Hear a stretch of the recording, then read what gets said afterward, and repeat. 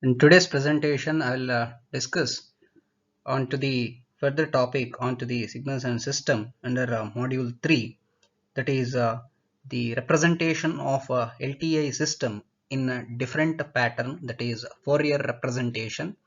So over to this to be understand, first I will just go the topic what we discussed in the module 2, that is convolution sum and integral.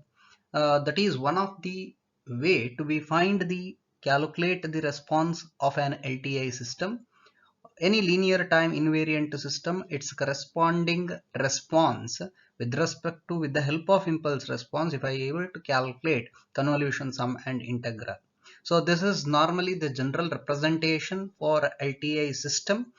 One particular representation in terms of impulse response, but we can represent signals and system, can also discuss different form of representation where likely to be mentioned signal can also be represented in terms of weighted superposition of complex sinusoidal signals. This representation of signals and system using complex sinusoidals is called Fourier representation. So this is always representing or a Fourier representation. This, depending on the periodicity of a signal, we can have four distinct Fourier representation. The four distinct representation which is used to represent under Fourier representation, that is what we are going to see. This is always based on the periodicity of any particular signal.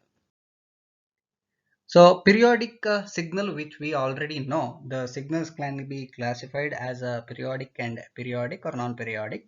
But normally with respect to the Fourier representation, the periodic signals have Fourier series representation, whereas the non-periodic signal have Fourier transform representation. So cleanly understand the signal which considered, if a signal belongs to a periodic signal, that represented in the form of Fourier series, and a signal with non-periodic nature can be represented in the Fourier transform representation.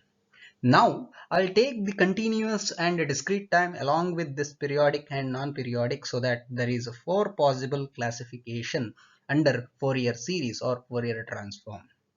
So if suppose the signal is continuous time periodic signal, keep remember periodic signal means a Fourier series, so it can also be called as Fourier series or continuous time Fourier series, that is also can be mentioned CTFS.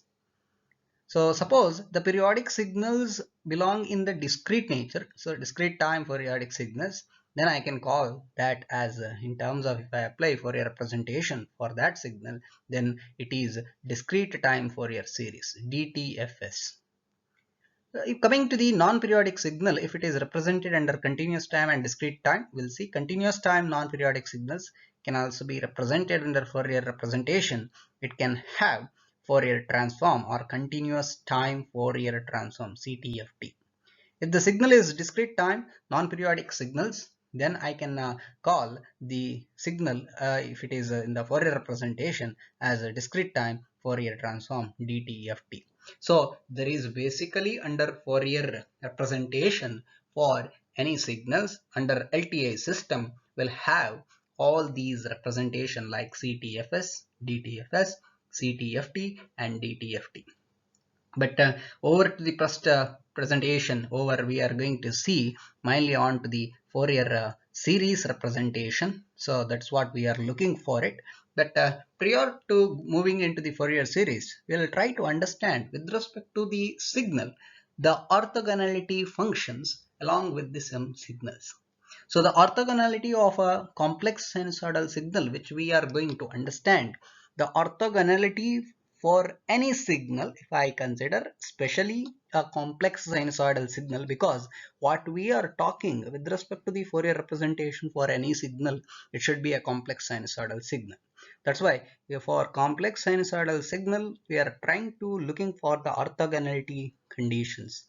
Let me consider two continuous time signal like x of t and y of t under continuous nature. Keep remember continuous time signals like x of t and y of t. These two signals are said to be an orthogonal. Let me consider over the time interval of a and b. then it can be represented as integration with lower limit a, upper limit b, x of t, y star of t dt, which is equal to 0, where y star of t is the complex conjugate of y of t. So the complex functionality of y of t is represented here, y star of t. So x of t and y star of t, its product will always going to end up with 0 under orthogonality condition for any complex sinusoidal signal. That's why we said for y of t is a complex conjugate represented as y star of t over here. So we'll try to understand this orthogonality functions with respect to a signal in terms of some examples. So I'll take some example like this, as x of t and y of t, two signals under continuous nature is shown. So you can observe it, the x of t over here having a value maximum 1 and lower value is -1 over the time period, starting from, of course, 0 should be there here, 0 to 4 values exist. For y of t, 0 to 4 value exist, few have 1, few have -1 at a different time instant of time. So I have to check here, I have to check orthogonality function between x of t and y of t over here.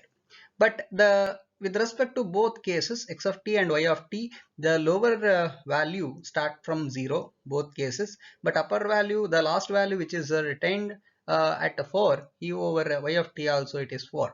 So I am checking the orthogonality for x of t and y of t for the interval 0 to 4. So here y of t is real, that is what you can observe it. The value of y of t here, it is not complex conjugate or complex sinusoidal functions. It is not a complex function. It is just having some real value, +1, -1, that is what maximum value with respect to y of t. Hence the complex conjugate for y of t, y star of t, which is equivalent to y of t. Therefore, the equation what we considered for orthogonality function, integration lower limit a to b, but over here it is 0 to 4, the limit what we considered between x of t and y of t, a is equal to 0, b is equal to 4 with x of t into y star of t. Instead of that, I said it is real, hence y of t dt. This is what the equation is required for orthogonality function. I have to prove this is equal to 0. But as per the equation what I am finding here, it is just a product between x of t and y of t. If suppose I do the product x of t and y of t, then I can able to produce the graph in this manner. So let me trying to find this representation in terms of the equation also. I can split up this equation from the integration limit 0 to 4. I'll split like 0 to 1, 1 to 2, 2 to 3 and 3 to 4. So what we can observe it, 0 to 1 always we have the product of x of t is 1 into 1. So it is 1 itself. So 0 to 1 is x of t into y of t is 1 dt. To the next point, over the time interval 1 to 2, x of t is -1, y of t is +1, the product will be -1. So minus of integration 1 to 2, 1 dt, that is correct. So next, moving to the next interval 2 to 3. So 2 to 3, in x of t we have -1, in y of t we have -1, product is +1. So plus integration 2 to 3 with the uh, integration 2 to 3 with 1 dt, which is need to be considered over the interval 2 to 3. So moving on to the next time interval, that is 3 to 4. If I consider x of t is +1, y of t is -1, the product will be -1. So minus of integration limits 3 to 4, 1 dt. So if I simplify this entire term, I will get 0. Hence I proved x of t and y of t are orthogonal over the interval 0 to 0 to 4. This is how I can understand the orthogonality of any particular signals. Any complex conjugate also we can consider, but here in the example I just taken very simple example to be understand. So moving on to the concept, what we are looking for is the periodic nature of a signal. If suppose I consider, let me consider the signal with periodicity or periodic signal with fundamental period something like t which is existed. Then suppose also the signal is under continuous nature, then I can able to represent that signal under Fourier representation will be continuous time Fourier series, that is CTFS. So Fourier series is used to analyze the periodic signals and also analyze the harmonic content of the signal.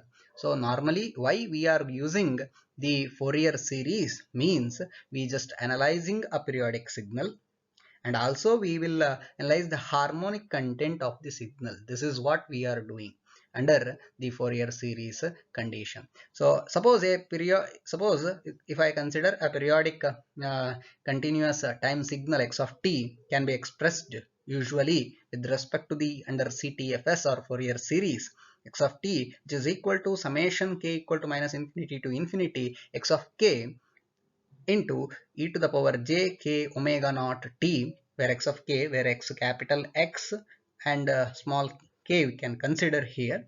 So where x of k is nothing but it can also be termed as x of k is equal to 1 by t integration over the time period, that is one complete period it need to be considered integration limits.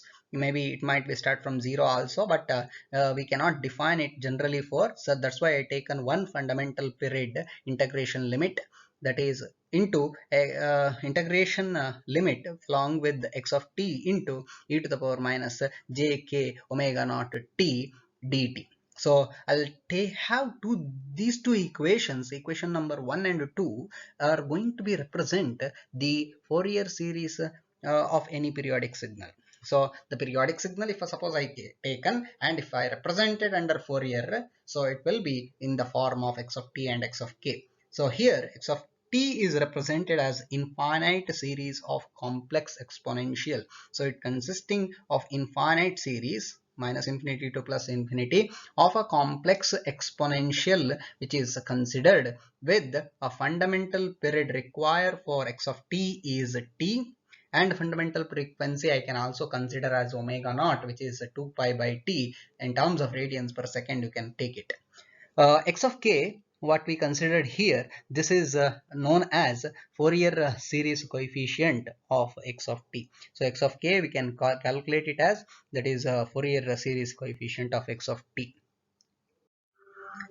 So the equation 1 what I considered in terms of x of t, that is always we will call it as synthesis equation, and equation 2 in terms of x of k what we written earlier, that is called as analysis equation. Keep remember, this is just a point to be considered. X of t we'll call it as synthesis equation, x of k which is considered as Fourier series coefficient, it is analysis equation. We say x of t and x of k forms a Fourier series pair. We'll call it as x of t and x of k both are the pair, together pair, that is Fourier series pair which we considered. So if I take f of x of t Fourier series with respect to the frequency omega naught, then I can able to get x of k, and vice versa can also be formed. So x of t is normally under time domain representation, x of k will be under frequency domain representation.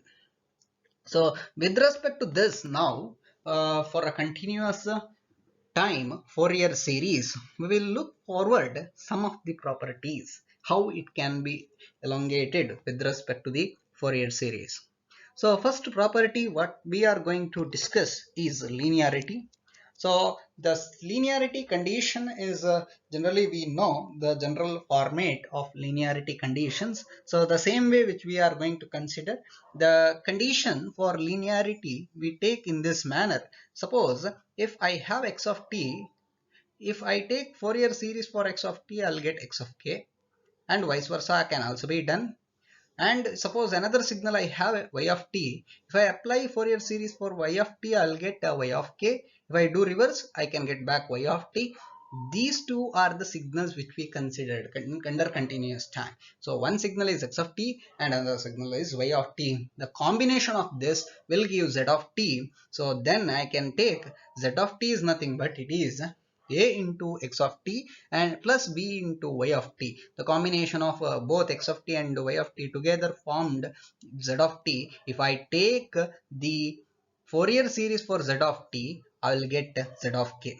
So how it need to be represented in terms of x of t and y of t, then I can say it is a into x of k plus b into y of k. And this process, if I do Fourier series in the reverse order, it need to get back z of t. So this entire term z of t to z of k with respect to x of t and y of t will say the linearity condition. We have to prove this particular condition with the help of x of t and y of t or the Fourier series equation.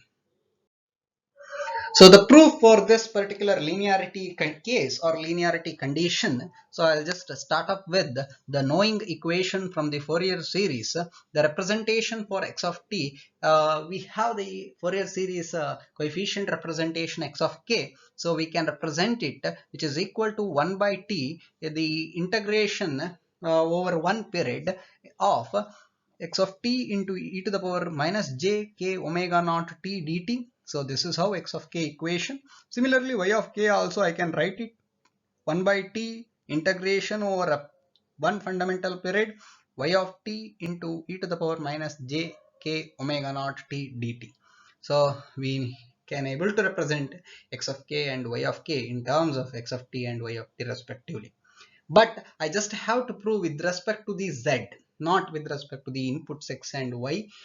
Just I need to go back to the equation to be proved is z of k in terms of the y of k or x of k condition. So z of k, if suppose I taken the equation, how I can represent? Suppose with the help of z of t, I have input is z of t. From that I can get z of k by applying the Fourier series. Then z of k equation with the help of this previous two equation, I can write the Fourier's series coefficient equation for z of k is 1 by t integration over one fundamental period z of t into e to the power j k omega naught t dt. But I know z of t as per the given information or given the condition of linearity, we said z of t is nothing but it is a x of t plus b into y of t.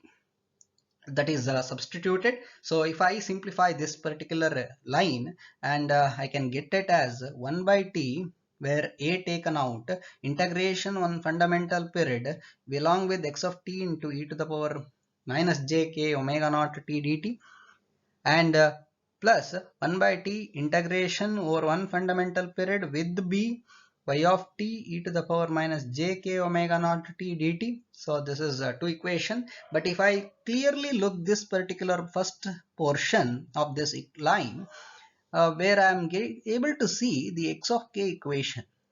So except this a, I am going to have all these in terms of x of k. So this is, I can write a into x of k like this, and for the second portion I'll write b into this is y of k. So z of k is nothing but it is a into x of k plus b into y of k, which is obtained with the help of z of t, which is a into x of t plus b into y of t. So hence the linearity condition is proved. Hence this is the proof for linearity condition under Fourier series.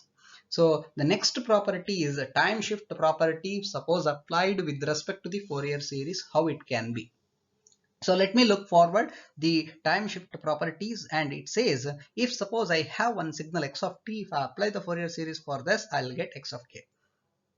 So the time shift with respect to input x of t, if I done replacing t by t minus t naught, if I do, I'll get another equation, another signal. I'll represent that z of t is nothing but x of t minus t naught. If I apply the Fourier series for this, I'll get z of k, which is in terms of e to the power minus j k omega naught t naught into x of k. So this is what I just need to be proved now for the time shift property under Fourier series. So let me look forward with the proof for this particular condition. We know the equation from the Fourier series for x of k, which is equal to 1 by t integration over one period x of t into e to the power minus j k omega naught t dt. that is the equation. But what I need to prove in terms of z of k, so z of k is equal to 1 by t integration over 1 fundamental period z of t into e to the power minus jk omega naught t dt. But we know z of t as per the given time shift property, z of t is nothing but x of t minus t naught. This is already we know, this is what earlier we considered condition, so we substituted that. But we don't know over here, we cannot simplify it because we don't have x of t, so it is t minus t naught. Suppose for that reason I just need to be substituted for t minus t naught, which is equal to m. So if suppose I substitute like this, the limit of integration will be shifted to, instead of t, it is going to be shifted in terms of t naught. But normally it need to be happened with respect to the integration for any signal should be a one fundamental period, because we considered a complex sinusoidal signal under Fourier series. So integration should have the one fundamental period is required. That's why the limit will not change, it will retain as it is. So z of k, if suppose I substitute t minus t naught equal to m, so what is going to happen, the simplification term z of k, which is equal to 1 by t integration over one fundamental period, instead of t minus t naught I have x of m into e to the power minus jk omega naught. Instead of t I'll have m. T is nothing but it is m plus t naught, so replacing t by t, m plus t naught, and instead of dt I am having dm. So that is what we got the equation. So out of this I'll just take the t naught term outside, so because that is a constant integration limit which is considered with respect to the m term. So there are two exponential constants or terms which is exist. Out of that, one is constant, that is e to the power minus j k omega naught t naught, which is taken out along with 1 by t integration one fundamental period x of m e to the power minus j k omega naught m dm. So this entire looks like a x of k term. So here, which we can consider in terms of x of k. So m in terms of t also you can take it, no problem, but it is an representation of Fourier series function coefficient. So it is x of k. So therefore I got z of k is equal to e to the power minus j k omega naught t naught into x of k. This is for the time shift of the input. If I done, then if I take a Fourier series representation, then it will be in this order. So second property is proved under for a Fourier series.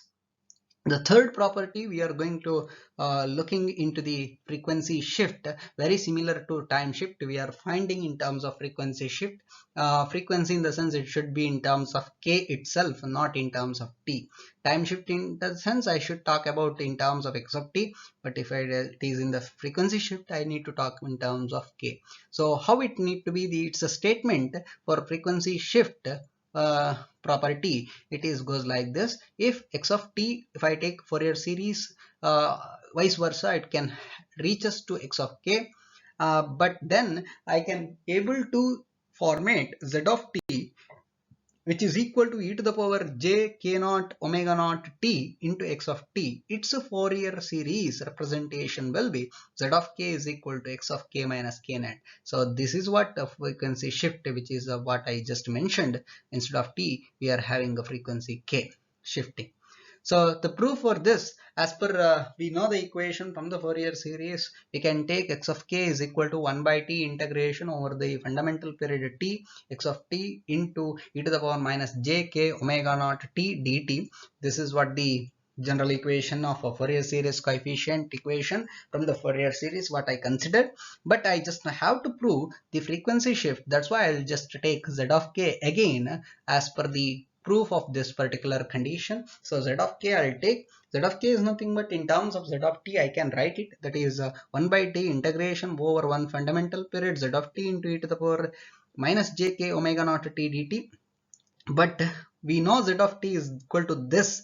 As per the given statement, we can substitute for z of t into that e to the power j k naught omega naught t into x of t. So I just have to be simplify this now by taking e to the power with some value, e to the power minus j some value. So combine this together so that I can simplify the equation.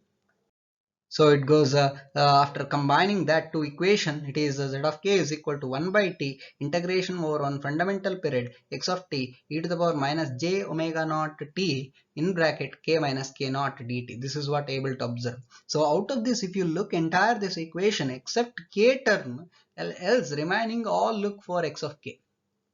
So that k is in terms of k minus k naught. That's why x of k minus k naught should be existed for z of k. Hence, the frequency shift is observed with respect to the Fourier series, and we obtained that equation in this order. Coming to the next property, which is going to be scaling factor with respect to the Fourier series. The statement for scaling property is like this. If suppose x of t I taken Fourier series, then I will get x of k. Fine. Then z of t is equal to x of a t, nothing but a scaling factor which is introduced for input x of t. In terms of a is the scaling factor, a is having a value is greater than 0. So z of t is new term to be represented instead of x of at.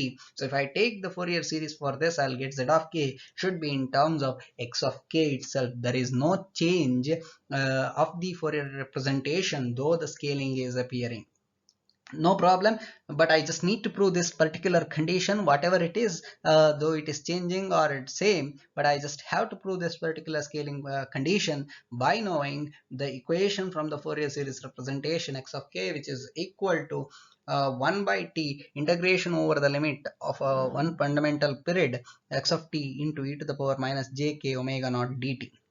If x of t is periodic, however it should be periodic because we are talking about Fourier series, then z of t x of at is also periodic. If x of t is periodic, x of at is also periodic. However, if x of t having a fundamental period is t, then x of at with the fundamental period will be t by a, because that is the scaling is also required for fundamental period, because the scaling factor is done with respect to the time scale.